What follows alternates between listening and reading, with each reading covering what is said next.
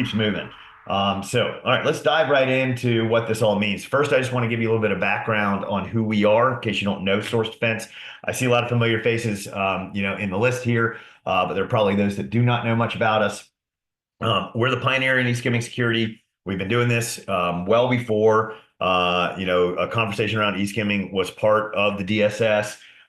It's our core bread and butter. It's what we exist to do. Our focus started with a design by our co-founders, probably in about the 2014, 2015 timeframe. We've been in market for a number of years now. Really, designed our solution to protect data at the point of capture. We're a core part of web security. We think we actually round out web security. We're really an enabler for third-party service integration, and I will touch on that a little bit as we get into the nuts and bolts behind the SAQ-A eligibility in 1588, and I'll make some points hopefully that'll resonate with you around that. We consider ourselves part of the third-party risk management category, and really help support zero trust and the notion of software bill of materials, for your website. We're about addressing data security, data privacy, and compliance. And we come to you from a perch that's fairly well educated. We have been a member of the PCI community for the better part of half a decade now. We are a PCI PPO, which is referred to as a principal participating organization that puts us at a position where we're interacting with the PCI Standards Council quite frequently. I myself have sat on multiple task force. I've been on the Small Merchant Task Force and what's referred to as the E-commerce Guidance Task Force. We have, over the course of the last couple of years, really been a part of this conversation. You may have seen me or my colleagues at any number of the PCI community meetings that have been out there. We've interacted with literally countless hundreds of QSAs over the course of the last couple of years. And we're protecting more than 1,000 of the world's largest brands. We are also a PCI compliance solution, so we've been through it ourselves. We have gone through our own attestation on compliance, or our AOC, as a SAQ-D, and so we know the ins and outs and the struggles that you guys have, both with changes in interpretation and requirements, as well as managing the ongoing PCI compliance process. So we feel your pain, we understand your pain. Hopefully, we're not part of your pain, but we do have a background that I think gives us a lot of understanding of what's going on, why it's going on, and what it truly means. I'm not going to spend a lot of time today talking about Source Defense. This is a mission, to deliver you needed information around these changes. But I do want you to just kind of know that, as a partner of the PCI community, we do have free tools that we developed to help support your journey. Some of you may have put projects on hold with the changes that came in late January around the SAQ-A. Now you got to get them re-engaged. We can help you with anything from scoping and understanding what's in scope, walking you through the pitfalls on build versus procure. We do a lot of education sessions. I consider this kind of one of those. We're happy to come in. We've presented to wide variety of team members. We're happy to do that. Do Ask Me Anything sessions. No strings attached. Don't have to buy our product. We'll come in and just talk to you. We've got some tools for pre-project website assessment. We'll come in and work with your QSAs. Chances are that we know your QSAs. We've been working with them in the trenches for years now. And we do have a rapid action plan that can help you get controls in place for eSkimming inside 30 days or less. So just want to make sure, I wouldn't be doing my job if I didn't talk a little bit about us and what we do. So let's talk about, the nuts and bolts of this conversation. Okay, there's been a change to SAQ-A eligibility criteria, right? What happened and what did it say and how do you interpret it? And then now there's this new update, and what does this all mean? January 30th, there was an announcement made by the PCI Security Standards Council that they were changing the eligibility requirements for SAQ-A merchants. Okay, and I'm assuming most of you on this call are either SAQ-A merchants or work with SAQ-A merchants, and probably saw this come across the table, or have been hearing about it. But effectively, the change goes into effect on April 1st. So up until the end of this month, the old SAQ-A eligibility criteria are retained. The new SAQ-A eligibility criteria kick in on the 1st of April. It is only a change to scope for SAQ-A eligibility. It is not a change for all other forms of reporting around PCI compliance. So if you're a SAQ-A EP, or you're a SAQ-D, or you do a full-blown ROC, No changes, have been made. This is only a scope change for SAQ-A. It was announced to this group that we work in. I think there's a member or two on the group here, the EGTF, the E-commerce Guidance Task Force. But I want to make it known that it was not really truly a product of that effort. There was a lot of, I think, discussion around the decision to kind of move in this direction. And there wasn't uniformity in the thinking. In fact, there were some vociferous conversations and loud voices around it. And I think that's what's kind of led to this modification with the FAQ 1588 to kind of right the course. But we'll get to that as we get to that. I want to make sure that it's clear because I've heard this disinformation or this misunderstanding of things related to the charter of the EGTF for quite some time. Okay, so they made these SAQ-A changes, and now they got 1588 coming out the door, and there's this EGTF document that's coming, and it's supposed to provide guidance all around these eSkimming controls, and it's probably going to change the deadline, and it's probably going to change what the controls are and modify the DSS. And that's not it, okay? And it never was it. That was not the charter of the team. That was not what we were out there to go do. We were there to provide, a fill in the blanks kind of document, for this EGTF, work piece, which now will not come out probably until next week, I would assume at the earliest. We've kind of lost a little visibility in terms of when, but mid-March was the target date. But do not expect that will deliver upon you some reprieve or some additional change. It's meant to clarify and provide more detail. So think of it like this, and I'm just using numbers that aren't, real or whatever, but if there's, 800 words about eSkimming in the DSS, there's going to be, 2,000 words about eSkimming in this EGTF document that helps provide clarity, but does not change anything. But anyway, so the new eligibility criteria was added to the SAQ-A on January 30th, and it was announced. And basically what it said was, the PCI SSC, Security Standards Council, is making the following updates to SAQ-A. Removal of PCI DSS requirements 643 and 1161 for payment page security, and requirement 1231 for a targeted risk analysis to support requirement 11.6.1 for SAQ-A eligible merchants. But with the addition of an eligibility criteria, so making eligibility more difficult, that merchants must be able to confirm that their site is not susceptible to attacks from scripts that could affect the merchant's e-commerce systems. And everybody kind of goes, well, wait a second. So, we got this deadline that was supposed to be March 31st, right? And we've got this change to the SAQ-A where basically they're saying, hey, SAQ-A merchants, you don't have to worry about 643 and 11.6.1. But in order to be a SAQ-A merchant, you need to make sure that your site is not susceptible to attacks from scripts, which, effectively is what 643 and 11.6.1 were supposed to do. So a lot of people like, huh? Like what? I don't understand. Like, what does this mean? What is it supposed to do?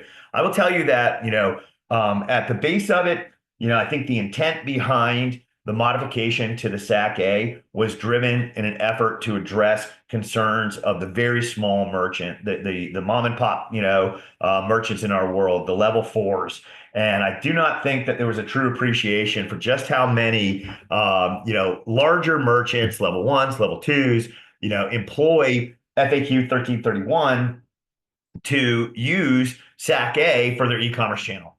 And, so it's this mealy mouth spinning around, circular logic, circular reasoning that left everybody confused. And I think the intent was placed to try and remove some burden from the level fours, but it impacts, everybody. And, so it's got a lot of people going, what in the world am I supposed to do? Well, let's dive in real quick to, what the requirements are under 643 and 11.6.1. Because at the surface, I think maybe they seem like really complex, or they're these new things, and this is a big piece of the scope change that came with 4.0 and, that's in 4.0.1. But at the sort of base level, it's not really that much to do. It's not really that complex of a requirement or set of requirements. Number one, maintain an inventory of all the scripts that are running on your payment pages and justify why they're necessary. I mean, it's kind of very hygienic kind of, approach to, just doing the things that we probably should do by the natural course of business anyway, right? I need to know what's running on my website, okay? Is it there for a purpose? Did somebody put it there, or is it remnant from an old regime, or God forbid, has it been put there by somebody, that has no authorization to do so, like a bad guy? What's running on my pages? Who said that they're supposed to be there? Are they supposed to be there? Can I justify the need for them? Okay. Real hygienic kind of approach. Confirm that the script is authorized, that somebody says, yes, it's there. Steve, gives the go ahead. Yep, we're going to deploy that script and we're going to run it. Okay. Assure the integrity of the script. Make sure it hasn't been compromised. Okay. Monitor the payment page headers for changes at least once every 7 days, or based on 12.3.1, the target risk analysis, against the time frame that the TRA drives. And then alert and flag all malicious scripts that are running on the payment page so that they can be blocked. It doesn't say you have to automatically block, but inherent in the standard is the notion of timely response to the identification of malicious scripts. So when you look at this and you say, okay, cool, well, wait, that doesn't sound that difficult. It doesn't sound that hard. So why, right at the last mile, make this change? Well, frankly, I question that same thing from my perch. I think there are a lot of people on this call probably questioned as well. But it is what it is. Okay. But I wanted to introduce that just, so we can frame our thinking. Most of us probably know what all these requirements are, but frame our thinking around the rest of the conversation and where we need to go. Okay. All right. Well, so, that announcement, just real quick, remove those requirements as compliance requirements for any SAQ-A eligible merchant, right? You don't have to do those things, right? They remain in place for every other level of merchant or every other type of merchant. Did not change the deadline. Deadline will not change. That new eligibility criteria then says, but you have to secure yourself against eSkimming. Okay. And it actually, depending on interpretation from your QSA or from your end of things, or, depending on where you are, might actually increase scope because of the language that they use. Okay. Because the language that they use, right, gets into, additionally for e-commerce channels, all elements of the payment page forms or payment pages / forms delivered to the customer's browser originate only and directly from a PCI DSS compliant TPSP / payment processor. And the merchant has confirmed that their site is not susceptible to attacks from scripts that could affect the merchant's e-commerce systems. Okay, that was that additional piece. That's basically, what 643 and 11.6.1 are designed to do. But anyway, we're going to get into the 1588 here in a second. One thing to understand, all it is specific to your e-commerce channel. Okay, you can be a multi-channel merchant. That is not meant to say that at the top bullet. You can be a multi-channel merchant, but the SAQ-A and these eligibility requirements, specifically adhere to the e-commerce channel. All processing has to be completely outsourced to a TPSP or a PSP. You can't electronically store, process, or transmit any account data. Got to rely entirely on the PSP. Any account data retained has to only be on paper. All elements to the payment forms have to be originated from the PSP, and you've confirmed that your site's not susceptible. Okay, so how do you do that? Well, let's go to 1588. So 1588 comes out and says, okay, February 28th, this is nearly a month later, after people have put the air brakes on projects, questioning what to do, ton of dust in the atmosphere, spinning around conversations with QSAs. It's been a busy month, frankly, it's been busy on our end. I think it's probably been busy on yours as well. Now this thing comes out last Friday, right? And it says, okay, well, here is, guidance and clarification for what we said, and what these words mean in the new SAQ-A eligibility criteria. So what they say is specifically the eligibility criteria in PCI DSS 4.0.1 SAQ-A R1 states the merchant has confirmed that their site is not susceptible to attacks from scripts that could affect the merchant's e-commerce systems. 1588 clarifies that the merchant can confirm that the merchant's webpage is not susceptible to script attacks by either, and it's going to give two options. Let's go with a drum roll here. This is my friend Scott and I's, favorite Muppet, well, animal action. Ready, drum roll. So the merchant can do this, right? Can prove that you're not susceptible by using techniques such as but not limited to, those detailed in PCS requirements 643 and 11.6.1. Okay, just full stop. And it's just like, huh? So basically what they've done with 1588 is option one is revert back to what we took out with the SAQ-A change. Okay. And that's probably where you want to be, because they provide the okay, or obtain confirmation from your compliant PPSP or payment processor, providing your embedded payment page form or payment page / forms, that when implemented according to the TPSP's instructions, the TPSP's solution includes techniques that protect the merchant's payment page from script attacks. I want to break down for you here, why this just makes no sense and it's not a viable pathway. Okay. Let's talk a little bit about, the way eSkimming works. Okay. And the way the vast majority of eSkimming attacks happen in the wild today. Okay. There's this misnomer, this misunderstanding that, somehow if the PSP provides an iframe and you embed the iframe, that, the payment flow is protected. Because if the iframe is hardened and the bad guy can't break into the iframe, then the iframe somehow has prevented eSkimming attacks from happening. It completely flies in the face of the way the vast majority of eSkimming attacks occur. Okay. And we found one on February 20th that like to just knock you over, and prove this. And then I've got some other research I want to talk to you about, that basically shows exactly why that's a problem. So, you probably can't see it because you've got, a small screen here or whatever. But, these two pictures basically, visualize the original payment elements of a Stripe payment form and the fake page elements of a Stripe payment form. Okay. What we found was basically a novel double entry attack that makes iframe security insignificant. A compromised script was used, to point to two malicious domains, masked as legitimate sources. So it looked like code. If you're not monitoring, what's going on, changes with respect to the script, you don't know that it's happened because it's just buried in the code. It intercepted legitimate payment form submissions. Okay. It created a perfect visual replica of legitimate payment page elements, i.e. mimicked the iframe, validated captured data. This is an interesting one. It actually validated captured data through the Stripe API before exfiltration to ensure that the credit card was valid. Okay. So they don't want to steal bad credit card data. They only want to steal good credit card data. Right. And then it maintained the original purchase flow to completely avoid detection. So if I'm the consumer, I'm here, I've got a payment page embedded on what they call a parent page, or, the page you own versus the iframe, right? And, I'm going through to checkout and I'm entering in my information, and unbeknownst to me, because nothing's changed in the visual representation of the screen, unbeknownst to me, I'm entering in my data in a perfectly visualized replica of a legitimate payment page form.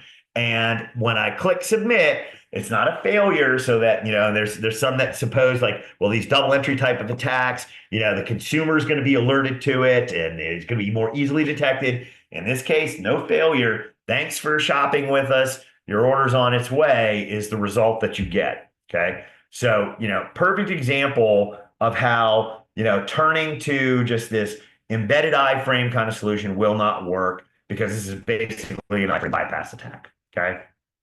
Another great piece of research that just came out, was released a couple of days ago by the folks over at Security Metrics.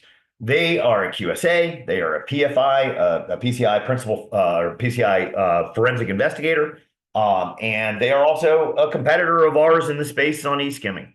And I'm happy to point to, their research, because it's good research based on 2,000 forensic investigations that they've done. And in 100% of the cases where card data skimming occurred, eSkimming occurred, the security failure was present on the merchant's referring page and not because of a malicious script on the third-party hosted payment page. So like let's just reiterate that to make sure that breaks down. 100% of 2,000 investigations that they've done, okay, the problem was related to a security flaw on the referring page, the non-payment page, the page on which the iframe was embedded, and not because of a malicious script inside the hosted payment page. Okay. So when we look back and we say, okay, we're going to try and drive security forward here, and we say we can use two different techniques. Technique number one, use what we took away and told you didn't have to comply with, 643 and 11.6.1, or technique number two, get verification from your PSP that they've got a solution that includes techniques to protect your payment page from script attacks. Well, if that only includes hardening out the iframe, then it does not stop the problem, and it does not stop the threat. And if we're only doing PCI compliance to comply, then we should close our laptops up, all walk out of the room now, never like ever talk again, because we've given up on security and we're checking boxes. This is about securing consumers, the brands that we love. It's about protecting, people like myself, yourself, your brother, your sister, your mother, your aunt, your uncle, grandmother, from just the absolute scourge of identity theft, from all the things that come behind it. And so it's got to be about some level of purely understanding why we're doing these things, not just that we have to do these things, and doing them the right way. Okay. Now, I mean, I'll get off my soapbox, but I've been doing this security thing for the better part of 18 years, and I've been in IT for nearly 30. And, I just feel a little bit like, we should be genuine with one another about what we're after and what our missions are, not disingenuous with respect to the way some kind of like weird wording and a compliance framework, gives us an out when ultimately what we're trying to do is really stop the stuff in the first place. So I'm going to give you a quick primer on us. I told you I would not talk a lot about source defense. There are other approaches that happen like this in market. You can look at them all. I'm going to get to why, this matters. But I guess the why it matters is this is a simple undertaking. Like when you consider all of the things that you've had to do in PCI compliance, the broadness of the standard, how wide scoping the DSS is, all of the work and the money and the expense. This is nothing. It seems onerous. It seems like this new, really complex requirement. But these are simple, easy solutions to deploy. They're cost effective. They get the job done. We've got two options. We've got an outside-in detection option, where you don't even deploy anything. We scan your web properties. We inventory your scripts. We catalog your sensitive data. We monitor and we alert your teams on incidents, and you guys go respond to them. We've also got a protection option, which basically stops the threat dead in its tracks. Not only stopping the eSkimming threat, stops the data leakage problem for those of you who might be in healthcare or in some other, or industries where data privacy governance kicks in. There's a lot of leakage related to these third parties. We stop that too. Deploys a few lines of code. We sandbox JavaScript. We control the behaviors. We allow you to implement policies based on either our recommendations or yours. It's protection first. There's nothing to monitor. It just stops the threat in its tracks. And it's like less than an hour a month worth of management. Viking Cloud looked at our approach.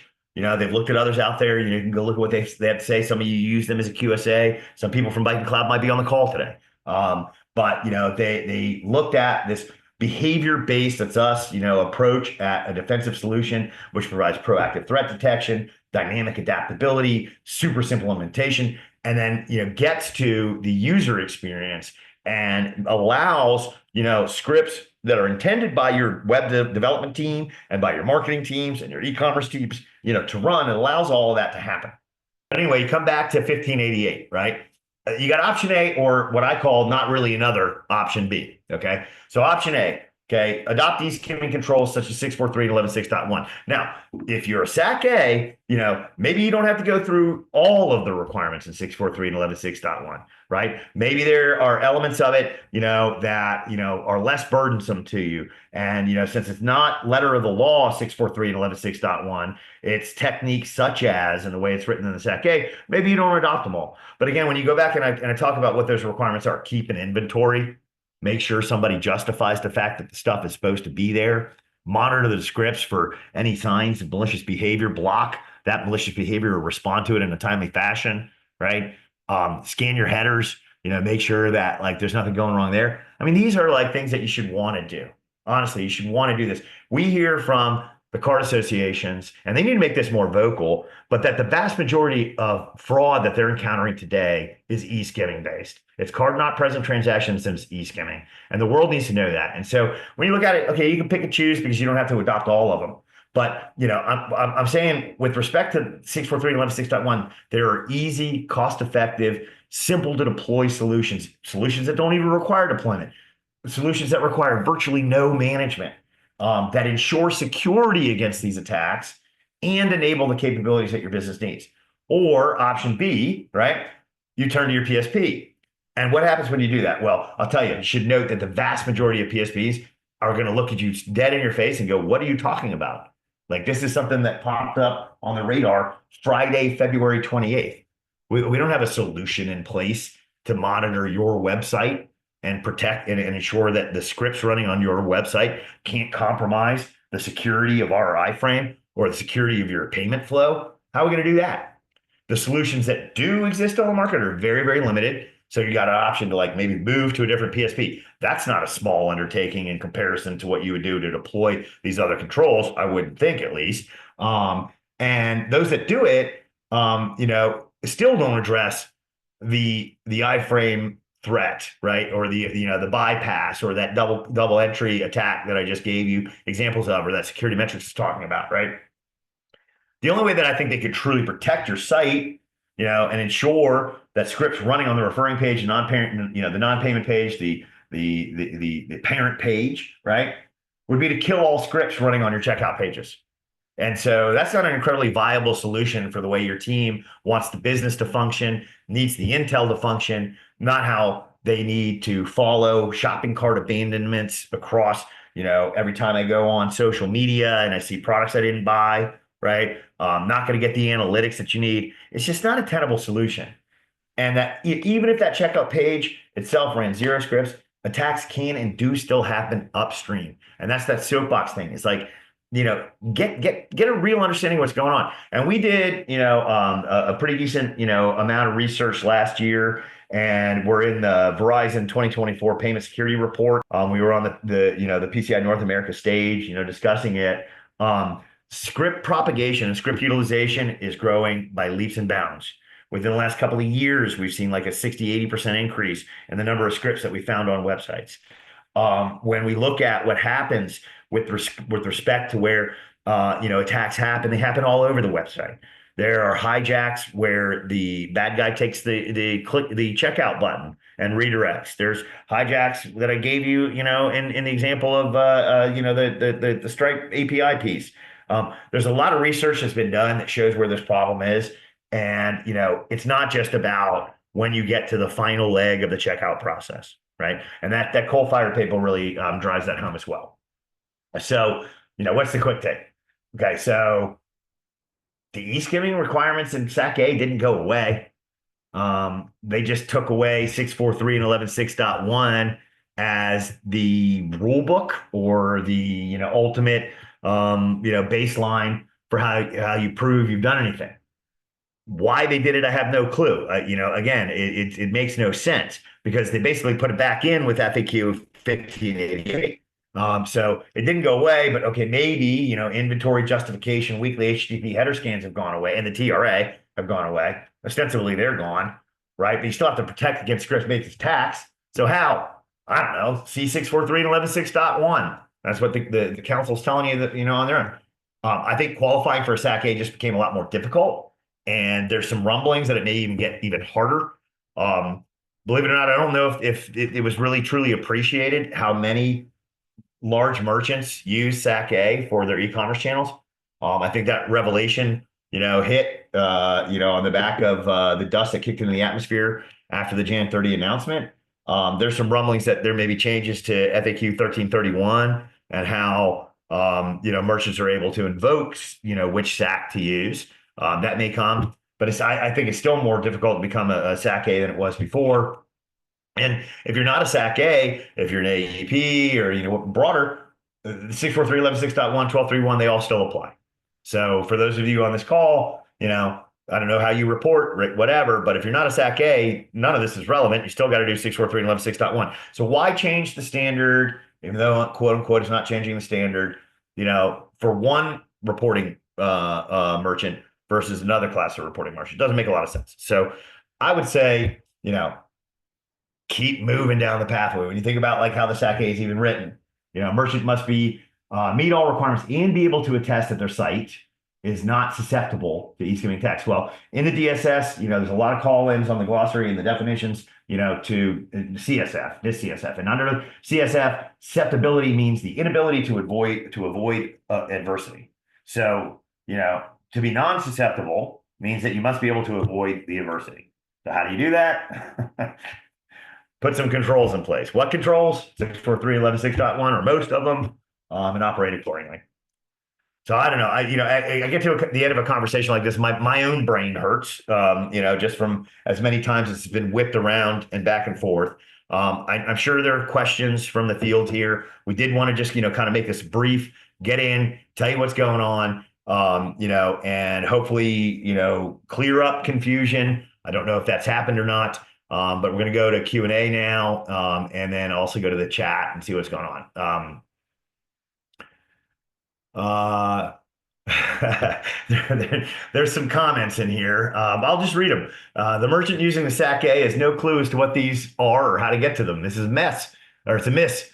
Confirming the authorization is like asking your grandmother to confirm time is non-linear. Good luck. If the merchant has a web page, only a SAQ-A EP should be used. I mean, that might be the direction that this ends up going. If we really want to be real about this, the SAQ-A the SAQ-A has been damaged by this whole process, and it could be, EP is the direction things head. Can I clarify the comment about multi-channel merchant? Can you be multi-channel or not? And if you can, under what condition can you be multi-channel and still use a SAQ-A? Yeah, I apologize for that. That was something I think I had fired in the edit and didn't, really correct. You can be a multi-channel merchant. Okay, you can be a multi-channel merchant and use the SAQ-A for your e-commerce channel. But all of the eligibility requirements outlined under SAQ-A must apply to that channel. And that's where FAQ 1331 comes into play, that allows you to figure out which reporting mechanism you can use or which SAQ is eligible to you. So I hope that clears it up. But you got to go through that eligibility list, right? And you've got to meet all of those requirements, including these new ones, in order to be SAQ-A eligible for your e-com channel. And I'm trying to jump back to that. I don't have a quick and easy way to do that, but there you go. Oh, there it is. So skip that first bullet, the rest of the stuff here, and you can look up the SAQ-A. It's on the PCI Council website, or if you send me email, steve@sourcedefense.com, I'll help you out. This is what the e-commerce task force is telling the SEC for a long time. E-skimmers get in via the non-payment pitch. We absolutely have been telling people that. We've been telling people that loud and clear. We've been trying to tell the market that for a long time. We're the ones with our fingers on the pulse of this problem. And, it really, truly is frustrating to many of us that are mission oriented, that we're only addressing the surface of it. And then when we get right to the end of the job here, where the whole world should basically be moving to have these controls in place, we somehow kind of neuter the entire effort that let's be honest, it's actually been multiple years now. I mean, the 4.0 was released in 2022, right? And these were future dated requirements, best practices, but future dated requirements. Okay. Will the deck be available for download? Absolutely. We're going to send you a copy of this. We're going to send you a copy of the deck. And you can always, again, drop me a note. And if Scott hasn't done it already, it's steve@sourcedefense.com. Can I post a list of the FAQ references in this presentation? Yeah. So let me get that while I'm kind of fumbling around. But if you just go to the PCI Security Standards webpage, thanks for pointing out for why these changes are confusing, and for pointing out that only option one makes sense. Matches what this group of QSAs think. Yeah, I think the saving grace in if there is one in just this process here that we've undertaken, is, we do talk to a ton of QSAs, and I'm proud to say that the QSA community seems to both understand the threat pretty deeply, like very, very technically, and understand, their role in providing guidance, to merchants. You can't force a merchant to do something if they don't want to do it, right? Unless it's part of the requirements. But I think the guidance, that we can provide to the community will lift the waters, if you will, and make this problem, less easy for the adversary to keep throwing in our faces. Yeah, compliance is table stakes. Absolutely agree with you. This should be about security. Compliance is your checklist for, whether or not you're getting anything done, right? TPSPs can only speak for their side of the equation, their environment. They can't admin the merchant environment. And exactly that. I totally agree with that. That's the point I'm trying to make. When you look at, if you want to turn to your PSP or your TPSP, and there's a lot of, I wish there was just one way to say that instead of having to say that every time. They only control the iframe.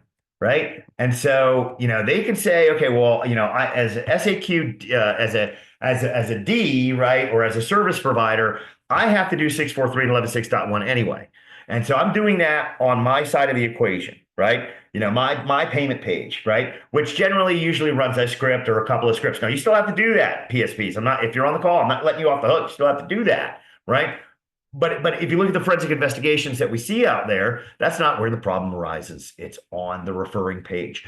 And so go forward, do what you need to do as a PSP, harden your side of the environment, but you're going to be hard pressed to make a claim that you can protect the merchant side of the equation unless you're doing something crazy, like I said, which is like a kill switch for all scripts on those pages or whatever. But again, that only addresses when they get to the page that you're on. It will not cover the entirety of the website. And no merchant's going to turn off these scripts. They're too critical to the behavior of the way that the commerce is done. So does that mean we will still continue to do 643 and 11.6.1? Well, I can only advise you, and you're hearing some of the voices of the QSAs in this call. I would say yes, right? I mean, that's what I'm after, is saying like, look, you had a blueprint, you had it for 2.5 years. The fact that we haven't deployed it yet means that, we probably shouldn't future date things 2.5 years, because that's been 2.5 years worth of risk, right? But it's there. It's been well laid out. There's multiple vendors in the space that can help you. There's commercially off the shelf software, available at your fingertips that doesn't break the bank.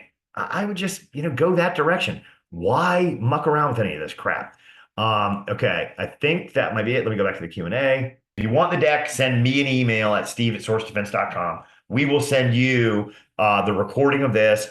And then, we're open to dialogue or assisting you in any way possible. So let's just keep it going. Thanks, guys.